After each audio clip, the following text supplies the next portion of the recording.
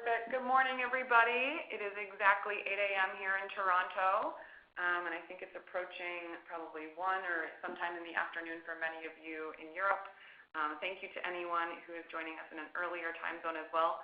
And this is going to be a fun kickoff call here for in-room dining. We're going to get into some of the fun stuff at the beginning and then some of the work towards the middle and obviously the next steps towards the end. And I appreciate your time. I know that every operation is always busy, and if it's not busy, you're a lucky one today. So we'll jump right in. I'll introduce the teams that we have for you and kind of get started. Again, if you have any questions during the call, we're going to cover them at the end. Type them in to the Q&A section that you do see on the conference. We're going to answer those. We're keeping everything muted again just to make sure that we keep that noise pollution down. So starting off, I just want to introduce who I am. My name is Linnea, and I'm there located right in the middle of that screen. You also are going to have support from Yuki and Melissa. We're going to be your training team based here out of Toronto, and we're going to be able to help, obviously, in this transition from Intelli to Iris, as well as kind of the whole transition for Mobile 2.0. Now, when you hear Mobile 2.0, that is really just a really wonderful updated version of our app. If you were on the call last week, you got a nice version and kickoff and introduction to that. We'll go into some of those slides with food and beverage and in-room dining specifically today, so you'll get a good gauge of what you'll be looking at for the future and what your guests will be able to enjoy. Now, not only do you have us here in Toronto, we also have a wonderful F&B council that's going to be helping us and guiding us as well. So you'll see various of your in-room dining manager and food and beverage manager colleagues. We have Dipankar in Byron Bay, Peter in the Seychelles, Saji in Budapest, Nicholas in Bali, Louis in Shenzhen, Klaus in Macau, Faith in Dallas, Jaka in Atlanta, and Aditya in Los Angeles. So if you see a familiar face there, or even if you don't, these are great people and great resources for you. You'll often be receiving emails from them as well as us. For a little bit of your feedback, because they're going to kind of be your portal into giving us some information on how you're doing during this whole process.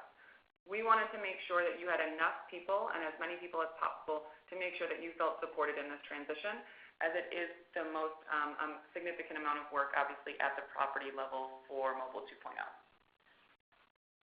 So as this comes out, I just want to give you a little guideline as to how we're going to be looking at this call. So we'll be looking at the updated app for your guests, the timeline for everyone in terms of training, how you're going to get started, and then we'll be looking at your menus, content hierarchy, and organizing everything. We'll be looking then, and we'll go into Iris. We're going to learn how to inherit attributes, inherit modifiers that have been built for you at the brand level, as well as build modifiers that are specific to your property. We'll learn how to add a user, because obviously that's the most important part. We want to make sure that the right people have the right access. And we'll talk about that. We'll talk about next steps and various questions as well. So plenty of things to get through in the next 50 minutes.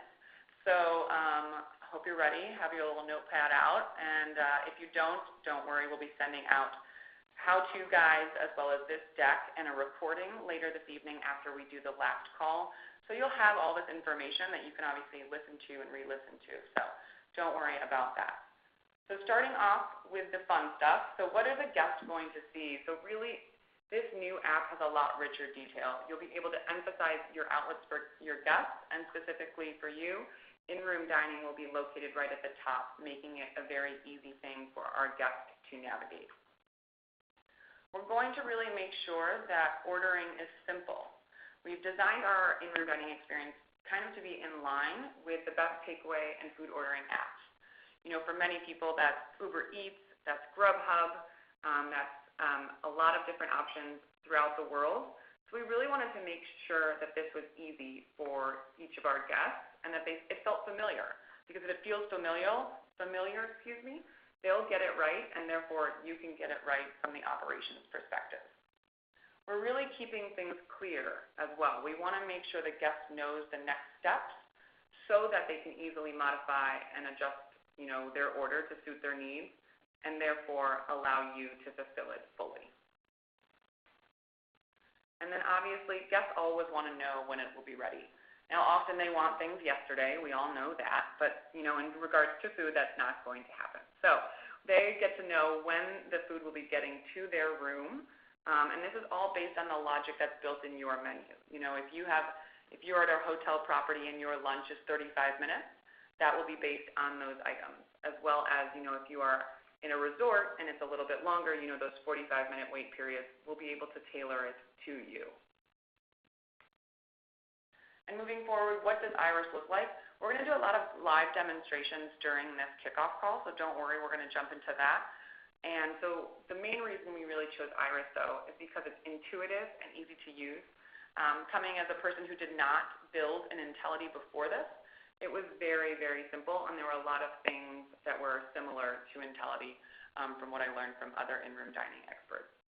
You're really able to push content from the brand level, so we were able to build things at our level that then, how I kind of mentioned, inheriting, that's what you'll be doing at your level, hopefully cutting out some of that work for you and making it so we can actually keep things brand consistent throughout the world.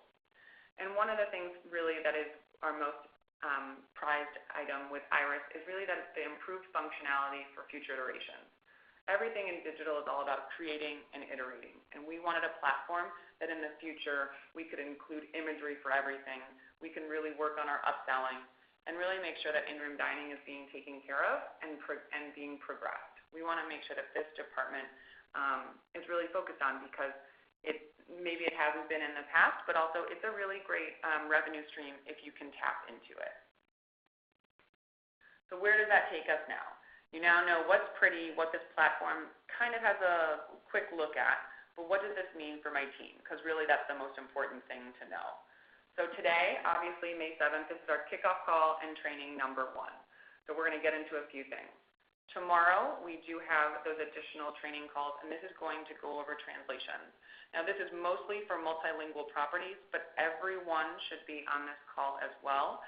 Now, directors of food and beverage, this is a little bit, as we keep going, this is optional, so your in-room dining team does need to know how to build these. I do not expect those calls to be an hour long. I do expect them to be quite concise and short, but we do have those calls tomorrow.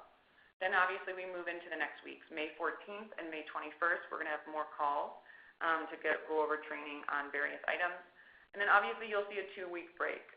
We're going to give you 2 weeks basically in addition to June 4th to make sure that your full menus are in there before we do another training call. And then obviously our last call on June 10th.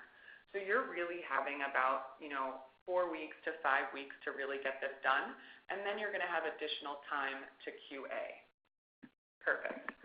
And let me just make sure. I know that it's pretty hard to hear me. I apologize if that has been difficult. But I didn't get into anything that obviously was too nitty-gritty in terms of Iris, in terms of training. But hopefully you can hear me a little bit better now. But this is kind of the training timeline. Now to continue on with this, all properties are going to be invited to the training calls because they are going to cover information on Iris that everyone needs. So you'll get all of this information.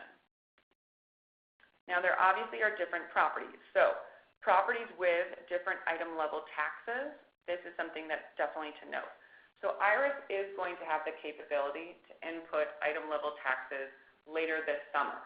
So this means for you that you'll be able to update your specific items with that tax structure in order to make sure that your operation is successful. We will be scheduling additional training for those properties to review that functionality, but this is just more of an FYI. Towards the end of June, you'll be getting a little bit more information if you have different item level taxes. Now for properties that are POS integrated, there are 6 of you right now, and you are listed there. So if you are not listed there, do not worry. This does not apply to you and only these properties. So you see yourself listed there. So we're actually going to be able to sync with your POS system a little bit later this summer as well. So you will not be conducting that manual entry that a lot of your colleagues are going to. Now when it is available, we are going to work with you as well as your IT teams because there's going to be a little bit of work in terms of your POS and then obviously performing that sync and then returning back to Iris. Now I do suggest and I do recommend, and probably mandate that you continue to be on these training calls because you are still going to have to go into IRIS and clean up your menu. Now, we are going to be scheduling additional training for those specific 6 properties to review this, but I just wanted to give you a heads up on that as well. Now, continuing on with this, non-POS integrated properties are going to continue to use Intelity, and you'll be able to basically practice your content review in IRIS until the 2.0 goes live. So you are going to have 2 systems. Intelity is going to remain until we go live with 2.0. Now for POS integrated properties, we're going to facilitate that change from Intelity to IRIS.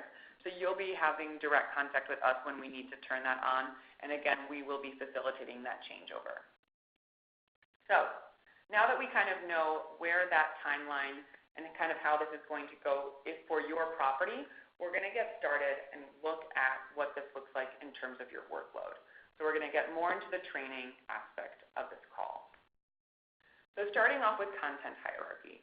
Similar to Intelity, IRIS's platform really is kind of like folders on a computer. So items, everything fits into another folder on a computer, and that's similar to here with IRIS. So for example, an item sits within a category of the menu. Now looking at our brand standards, we have various sections and then the categories within those. This is just an example. Now all of your brand standards are listed on iConnect and iShare, but this is an example of what we will be pushing to you from the brand, because we do want to keep these consistent at every property level. So let's say, for example, you are a hotel in Baltimore, and instead of calling things bakery and griddle, you have decided to call them sweets and yummy items. That's obviously not a great title. Baltimore, I know you're not doing that, but that would obviously change to bakery and griddle. We really want the guest experience to be consistent no matter if you are in Baltimore, or maybe if you're in Hong Kong, or maybe if you're in Geneva. We really want to make sure that the guest feels, again, like they understand the platform and that they can order the way that they need to. An example of this. So our outlet section, because we're only using IRIS for in-room dining, is in-room dining. We're then going to have interactive sections. An example would be lunch and dinner. Our category would be lunch and dinner main courses. An item would be the filet mignon. And then we're going to have modifier options and attributes. Now this is what I'm going to go over today. We'll be going over the modifier options and attributes and how to build those in IRIS today. And that's the reason why they're highlighted. So you'll see the modifier would be the meat temperature. The modifier option would be medium rare, because that's what I selected from the meat temperature. And then an attribute. Now technically you might not have an attribute for a filet mignon, but obviously it's gluten-free, so just wanted to put one for an example. Now, how do you get started? That's really important, obviously. So your menu preparation. We really want to keep it simple. Your menus are wonderful and spectacular as they are. It's just about breaking them down. So we really want to reduce the amount of back and forth between your creation of items, modifiers, attributes. So that's why, in terms of building, if you're doing manual entry as a non-POS integrated hotel, you start from the bottom. We start with attributes and modifiers, and we assign them to items to then build out your menu. This is something that you've experienced in Intelity, most likely just with different nomenclature. So this is an example. Thank you, Orlando. This is your menu if it looks familiar and you're on this call. So this is that menu. So you really want to print and annotate your menu just so you can kind of define what these look like for you. So an example of this. We look at this section, which is in green, which is breakfast. The availability periods shown in blue, 6 a.m. to 11 a.m. We have our categories shown in red. That would be their juice bar, Cafe Umbria, Sunshine Bank Shop, and Classics. Again, these categories on your app, they wouldn't say Sunshine Bake Shop, right? That would be the, the bakery and griddle or something like that, or maybe your bakery basket, so your items. So these category names are a little bit more specific to Orlando, and they would change, obviously, on our app. You then see your item in purple. So for instance, on this list, you'd see your Brooklyn Bagels. So Brooklyn Bagels is that item, and then you have your modifiers and modifier options in orange. So your modifier would be here, the bagel type, and then obviously your options show as plain, everything, wheat, sesame seed, and cinnamon raisin. So lots of options here. Again, one of the hardest items to build really is that continental breakfast. I know that will be a tricky one, but obviously something that you've done before. You've all done this. It's just a new platform. So you'll see the continental is the item, and then obviously those modifier options shown before. So you'd have that choice of morning juice, the choice of fruit plate, and obviously continuing on to choice of hot beverage. So something that is very similar in what you've built before, but obviously just that new platform. So moving into attributes and modifiers and how to do this and what these actually mean. So an attribute. So an attribute is a descriptor for the item. So this is just an example, but an attribute could be dish contains. I will show you what that brand standard actually is. But then the options would be dairy, gluten, shellfish, some of those typical things that guests are often, sensitive to. So attributes have been created at the brand level because we're going to keep these the same for all properties. So what I will now show you is basically how to inherit them at your local level, because you do not need to build these. The only thing that you will need to do is inherit them. So I will show you this step by step, and then we'll do a live demonstration. So showing here, you go into Iris, and you're going to go to Content Management, Item Attributes, and you'll see on the right-hand side, Dish Is. Now the important thing to see here is under Dimension on that right-hand side, you're going to see the term Brand. This means that it has been created at the brand level, but has not been inherited yet at your property. So a pop-up, you're going to choose that item, that name for dishes, and then that pop-up is going to appear that you're about to create a local copy of an inherited item. Do you want to proceed? You do want to proceed, so you're going to click OK. As you continue on to the next screen, you're going to see that it's going to say dish is, and in parentheses it's going to say copy. In order to keep our Iris clean and to make sure that your property settings look the way that they should, you're going to delete copy after that name internal and select save. From there, you're going to repeat that for any other additional attributes.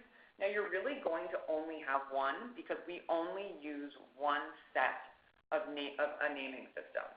And that's what's going to be universal around all properties. So you do only really need to do this once.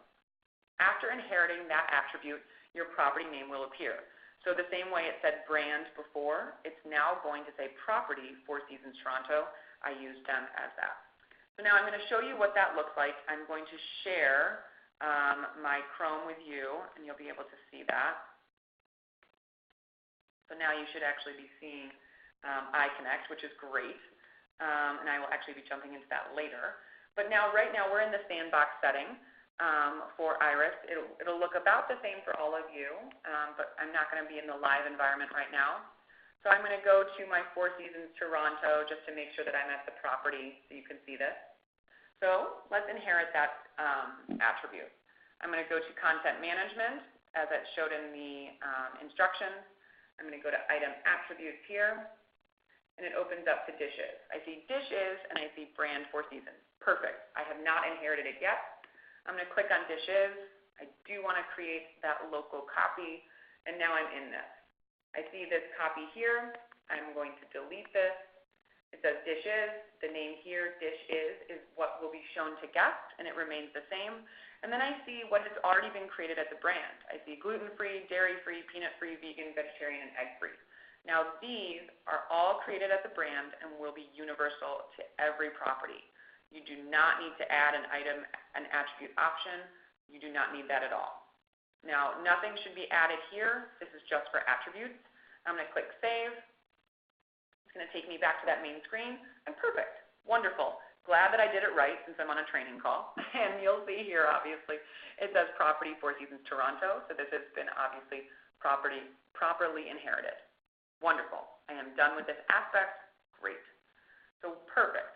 Now that I have done that, I'm going to go back, obviously, to our deck, and we'll continue on with modifiers.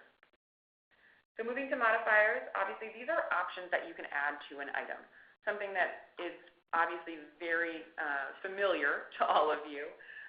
So for example, obviously it's a choice of milk to go with a latte, or maybe sides to go with a burger. So So there's a lot going on with modifiers, and so this is probably going to be your biggest lift in the next week and a little bit of work. But we've done a little bit of the back end for you, and I do think it'll become quite intuitive, obviously, as you begin to build. So modifiers also can be required, but they don't have to be. Now, for instance, for a latte, I would want to make my milk type required because I can't create what this guest wants unless I know what milk they need. So we want to make sure that that is a required modifier. Now, the two types of modifiers are a select modifier as well as a multi-select modifier. Now, a select modifier would be one option for that user, again, like a milk choice. They can really only choose one type of milk, for their cereal or for their latte. Or it can be a multi-select. Now, let's say that's a bakery basket. We want to choose, I want, one blueberry muffin, I want one croissant, and I want one pain au chocolat. So that would be an example of multi-select. We're going to get into that, again, more live demonstrations to come, but we'll look at what that looks like. Now, to begin, we have created some modifiers at the brand level that can be inherited at your property. So you would go to Content Management, Item Modifiers, and then again, similar to the attribute, you would select the one that says the dimension Brand Four Seasons. That same pop-up is going to appear, and you're going to click OK. In the main area, again, you're going to be deleting copy from that name internal. Now that display name, that is what shows to the guest, and that will remain the same. You won't have to touch that for the ones you are inheriting. You're then going to change that toggle to Yes is visible if it is something at your property. If we have created something at the brand level that does not apply to your property, you do not want to make it visible. So once you have made it visible, though, you'll click Save and continue on, and the modifier options will inherit automatically. You'll repeat that for any remaining modifiers that are accurate for your property. So again, only the ones that make sense for you. Now, we have tried to make sure that we've only created ones that would be universal, and our counsel was really helpful in kind of helping us qualify what would be helpful. But I'll go now into a live demonstration of what this looks like as well in inheriting.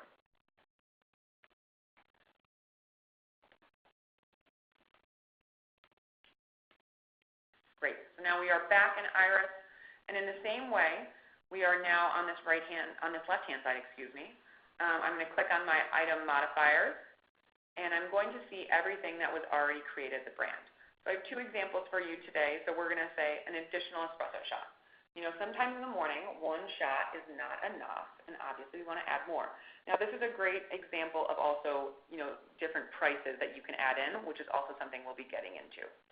So I'm going to see this. I see the dimension Brand Four Seasons. I open up my beverages additional espresso shot, and I can click OK. I see here this copy that I'm going to delete. Great. This is exactly what we wanted. And then I see additional espresso shot here. It's a single. You wouldn't be able to do a multi-select on this one. You just keep it as a single select. I do want to make sure that this is set to as visible. If I click here, click back here, it goes to is visible.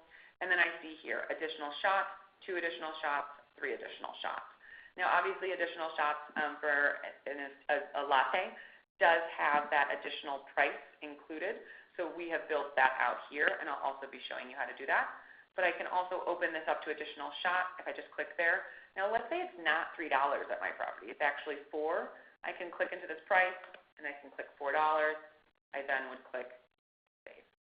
And then again, it changes under that price.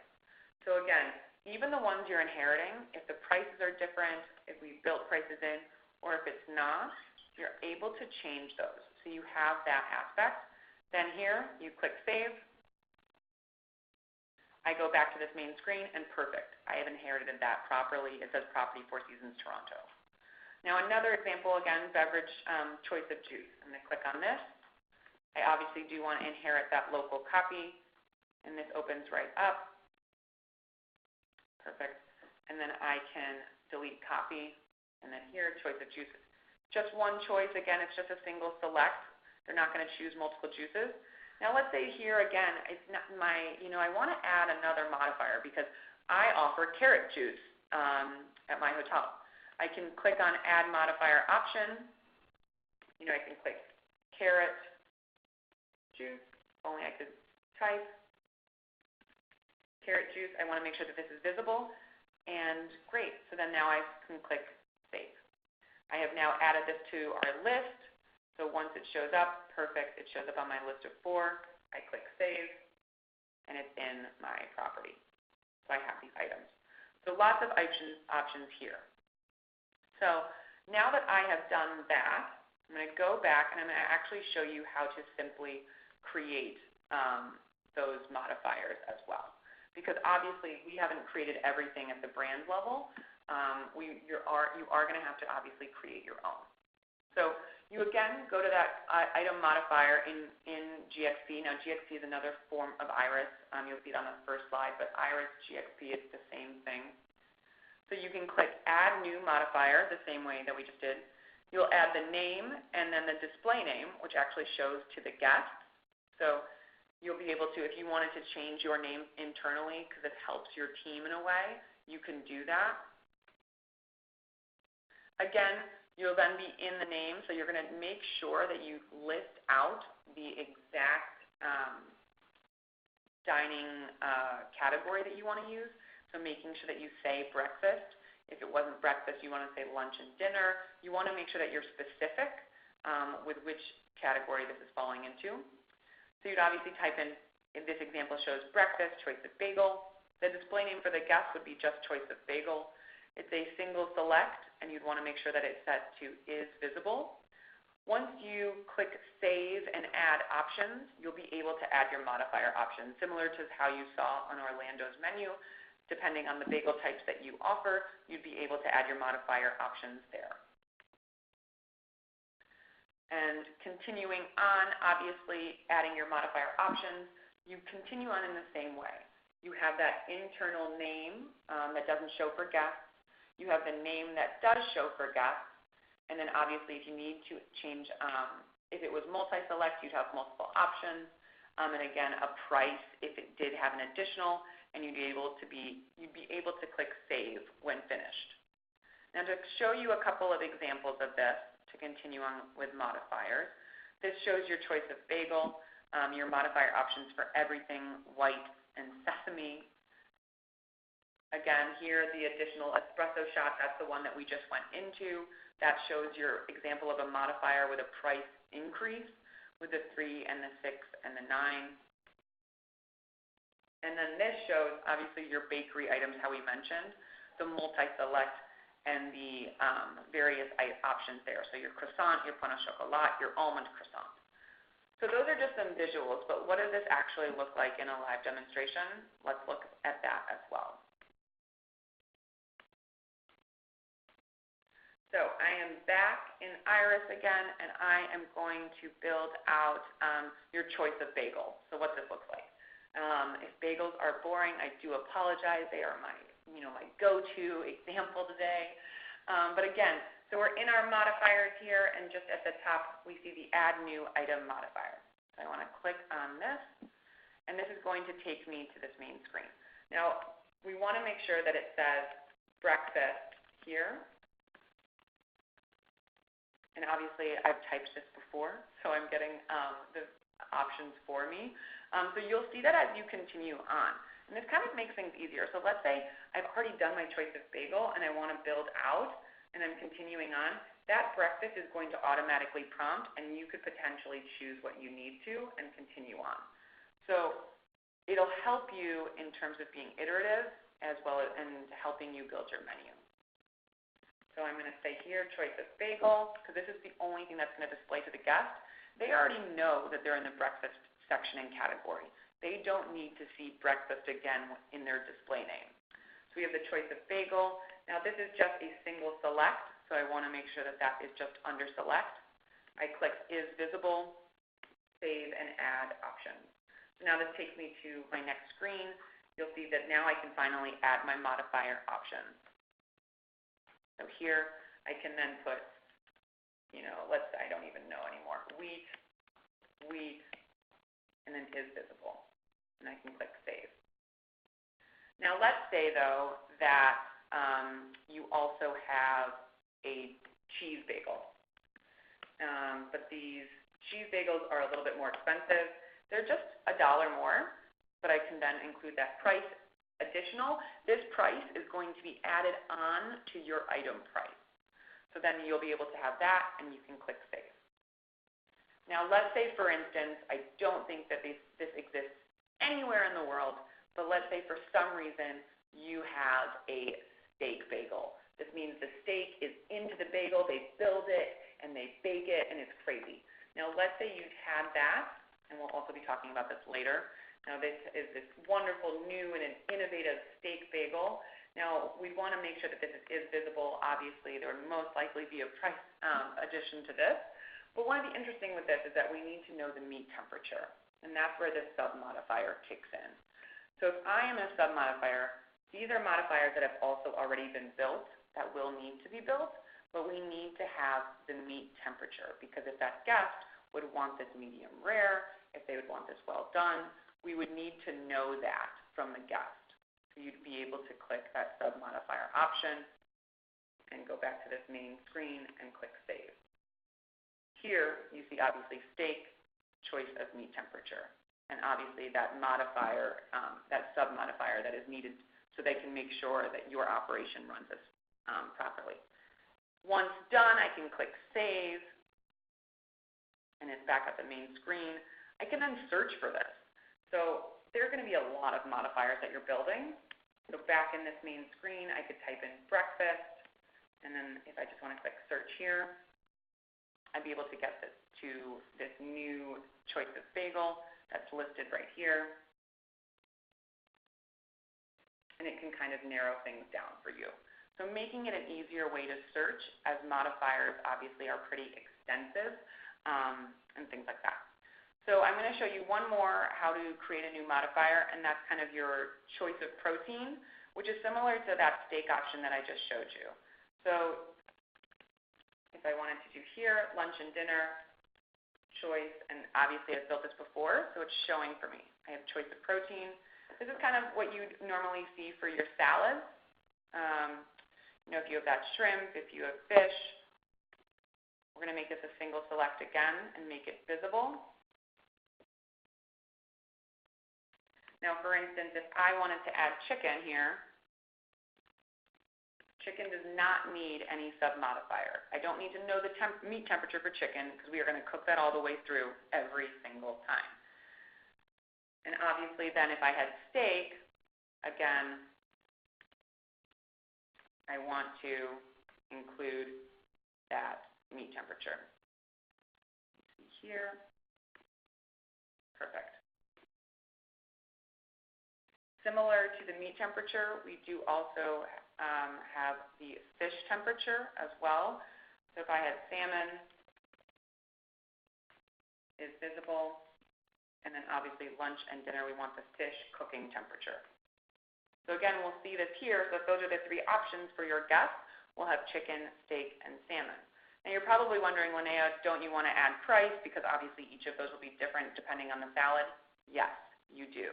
So I would want to, in steak before, I could then put that $8 option and click Save.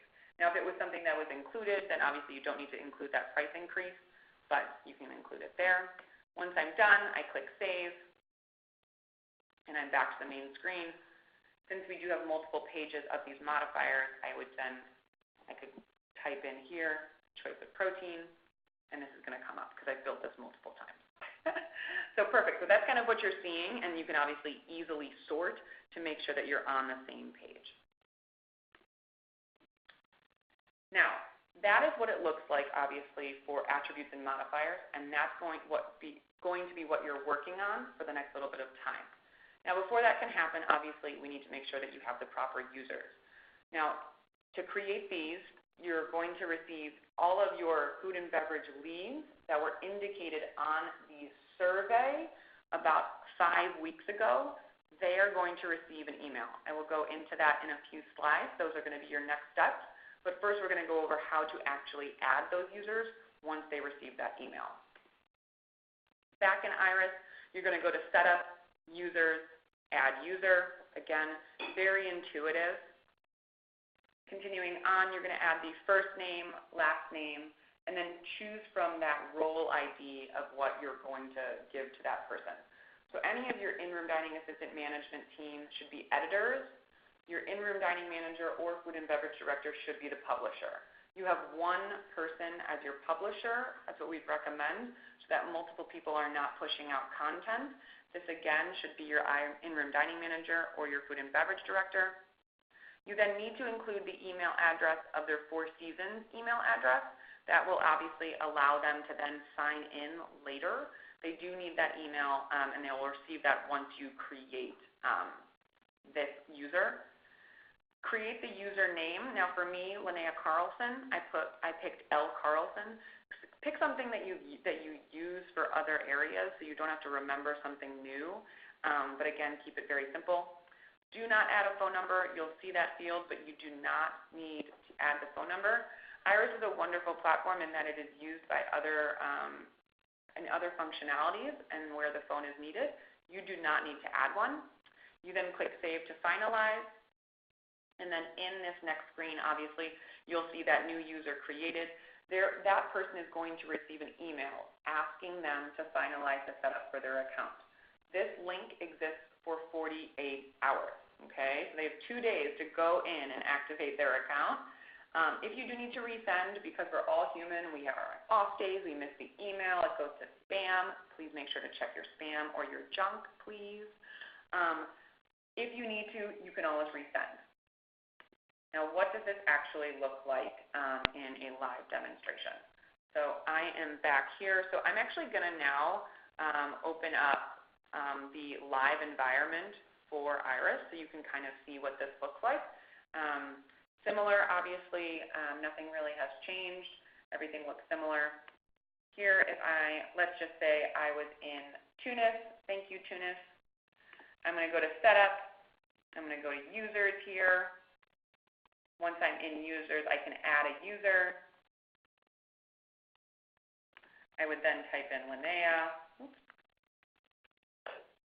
Oh, I apologize. I don't think you are seeing my screen. Allow me one moment.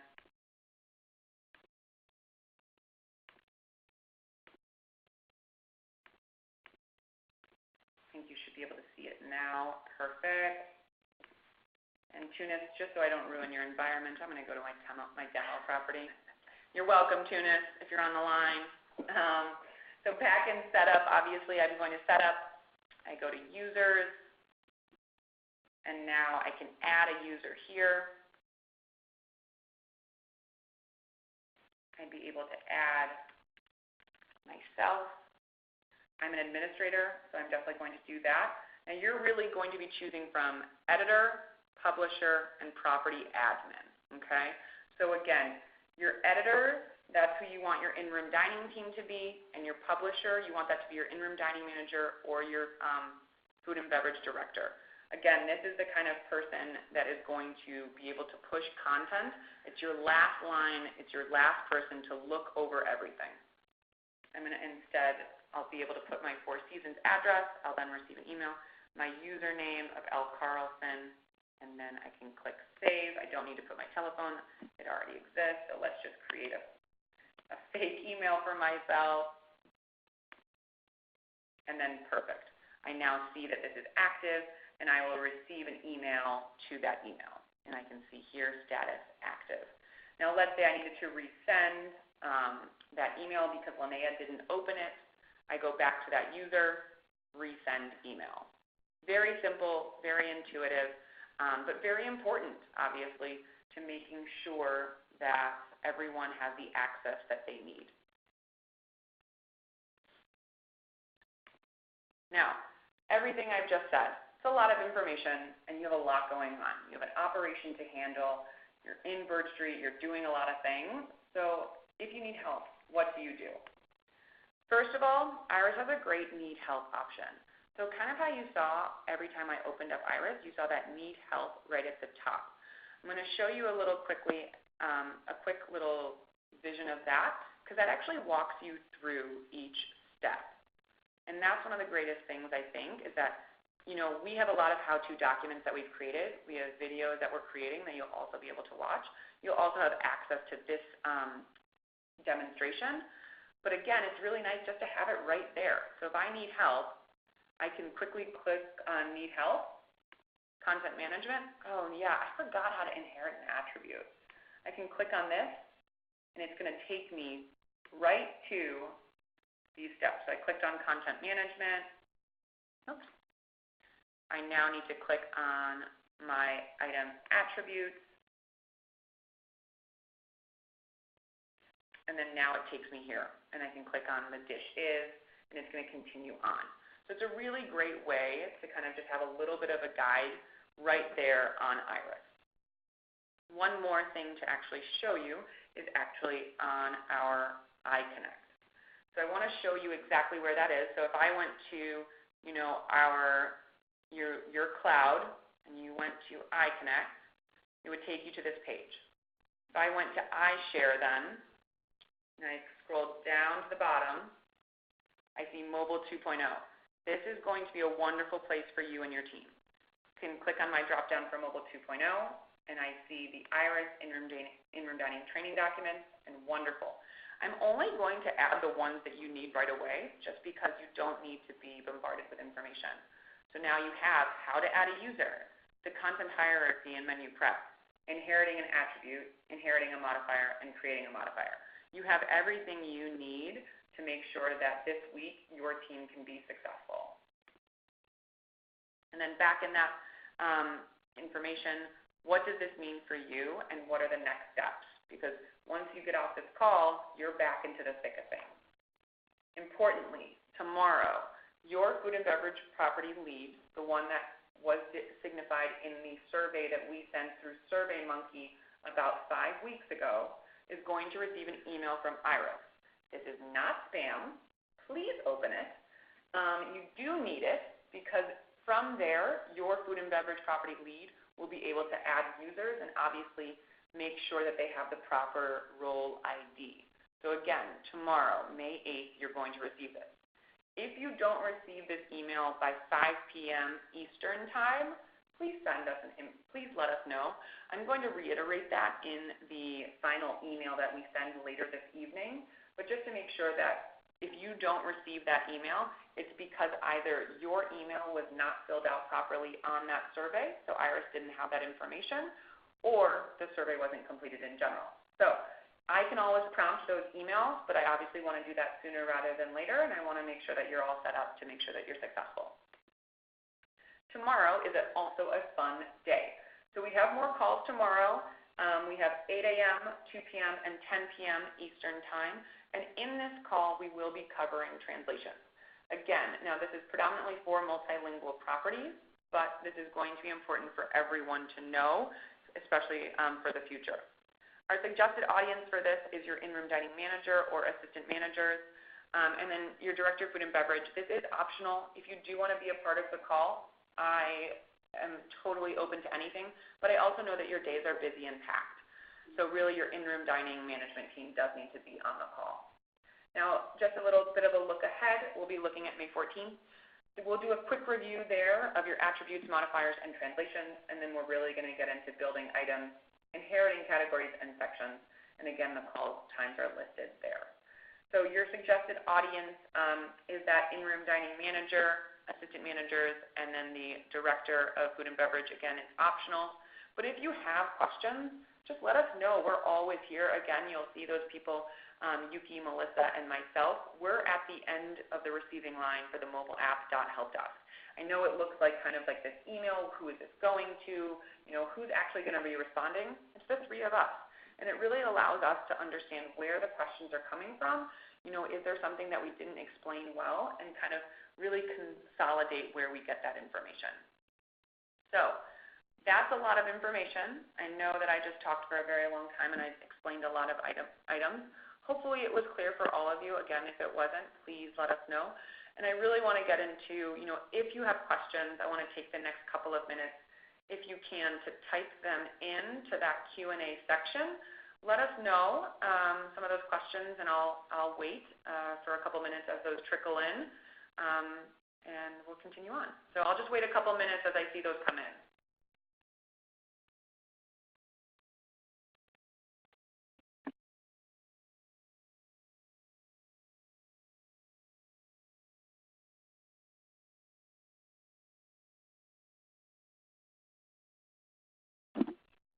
Perfect. Starting off with the question, what is the anticipated timeline for POS integrated properties? Thank you, Jennifer, for the question. The anticipated timeline is a little, I know that this is still ambiguous, but it's probably about early July to late July, so we're going to be having more conversations around that. There's a couple of things going on there, and that has to do with Oracle, and those are the conversations we're having. We're going to have more information for you as well as the other 5 properties to make sure that you're successful, because we know that obviously there in Orlando you have quite a high volume of in-room dining orders. We're going to make sure that you are completely taken care of and that your team is very successful. So do not worry. We're also going to be talking to your IT team to make sure that they are set up and that they know what's going on as well. We do also have the question from Katie, will we be able to see all property modifiers that they make? No, you will not. It will be property specific. You will only see yours. Now, that doesn't mean, though, that we can't see them. So if we see a modifier that is something that maybe might be necessary or something that you might be missing, we can always help you build those. But really, these are the modifiers that are on your specific menu. So the modifier options are only what you need. Your menu is obviously probably quite different than another property, so we want to make sure that obviously they're only the ones that make sense for you versus cluttering your iris. I have another question from Tony. Once we go live and we want to change pricing, for example, does the change reflect right away? So if you change it in iris, it does reflect once you publish the content. So you do need to publish it in order to make sure, but yes, it would talk. Moving on to Fucho, will each dish need a picture to be uploaded in iris? That's a great question. Thank you for asking. We are actually only going to do images at the section and category level. There will be no images for items to start. That's just to make sure that we have all of the interface going properly, and then we want to make sure that those images are right. You know, it's really easy for all of us to kind of take our wonderful, food photos with our iPhones. I'm not going to lie, mine aren't that great. Maybe yours are better, but we want to make sure that all the photos are really Four Seasons quality. So we're not going to do images to start. It's going to be a future iteration. Same thing with the upsells. I do have a question now from Filippo. Hi, in Caparat, wish I was there with you. You are not POS integrated, and how can you become integrated? We can reach out to you directly to kind of to do that. I would recommend it maybe doing it after lunch because that does take a bit of time, and we don't recommend doing it right now. But that doesn't mean we can't start the conversation because it is a wonderful for your future. So what we can do is reach out to you and your IT director to kind of talk about what that looks like for after lunch. Wonderful, just seeing here. Perfect. Moving on to Nadia. Can we add attributes like we do modifiers, such as contains pork, contains alcohol, as well as add allergens? So in terms of the attributes, we can talk a little bit more about that. These are a brand standard, and they actually go along with various icons that we have built. Now, those icons are going to be used in a later iteration. So we don't want to really create more attributes in that way. We want to keep them consistent across the brand. Now, if there is something that you see for your property that is something that is important, obviously, for your specific types of guests, that can be a future conversation, but we do not have that kind of interface for that to make sure that it is successful. I would definitely, in terms of the descriptions and the items, which we're going to get into later, in our next call, how do you then, obviously make sure that that item is properly described so that they feel comfortable? Another question from Christopher, what is the timeline for current menus to be linked to Iris? Let me just see here. Now, Christopher, I'm not sure on which property you are a part of. If you are POS integrated, that will be a little bit later in the summer. If you are non-POS integrated, your current menus aren't linked to Iris. It is a manual build. And then again, those images will come later. Oh, perfect, Beirut. Thanks, Christopher. Perfect. So Beirut, you are not POS integrated. Perfect. You are, so you will be manually entering your menu. It is not linked. Once we go live with Mobile 2.0, that's when you actually switch into Iris, and that's when Intellidy kind of cuts out.